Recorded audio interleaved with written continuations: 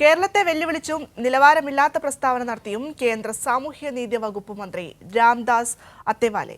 കേരളത്തിന് കേന്ദ്ര സഹായം ലഭിക്കണമെങ്കിൽ പിണറായി വിജയനും CPIM-ഉം NDAയിൽ ചേരണമെന്നായിരുന്നു കേന്ദ്രമന്ത്രിയുടെ ഈ പ്രസ്താവന. അത് വാസ്തവത്തിൽ ഭരണഘടനാ വിരുദ്ധ പരാമർശം കൂടിയാണ്.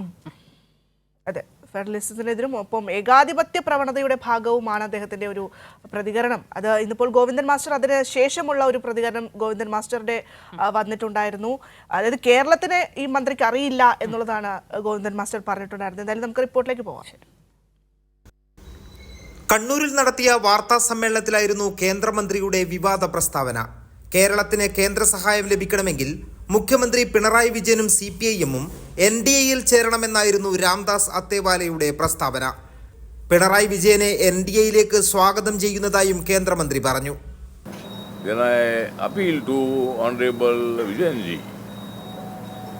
If the Vijayan will join the NDA, then that will be the very revolutionary decision.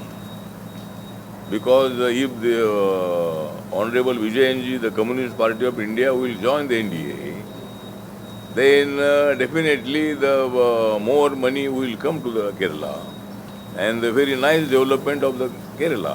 കേന്ദ്രമന്ത്രിയുടെ പ്രസ്താവന ഭരണഘടനാ വിരുദ്ധവും ഫെഡറലിസത്തിന് എതിരുമാണെന്ന് CPIM സംസ്ഥാന സെക്രട്ടറി MV ഗോവിന്ദൻ മാസ്റ്റർ പ്രതികരിച്ചു.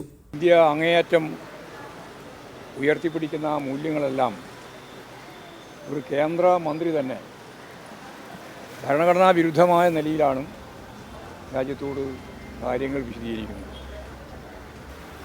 അപ്പോൾ ഇതുപോലുള്ള ഭരണഘടനാ വിരുദ്ധമായ നിലപാടുകൾ കേന്ദ്ര മന്ത്രിസഭയിലെ അംഗം തന്നെ പരസ്യമായി പത്രക്കാരുൾപ്പെടെയുള്ള മാധ്യമങ്ങൾ ഉൾപ്പെടെയുള്ളവരോട് പറയുന്നു എന്ന് പറയുന്ന ഈ ഭരണഘടനാ വിരുദ്ധത രാജ്യം അതിശക്തിയായ രീതിയിലുള്ള പ്രതിഷേധത്തിലൂടെയാണ് കൃത്യമായിട്ട് അടയാളപ്പെടുത്തേണ്ടത് എന്നാണ് എൻ്റെ.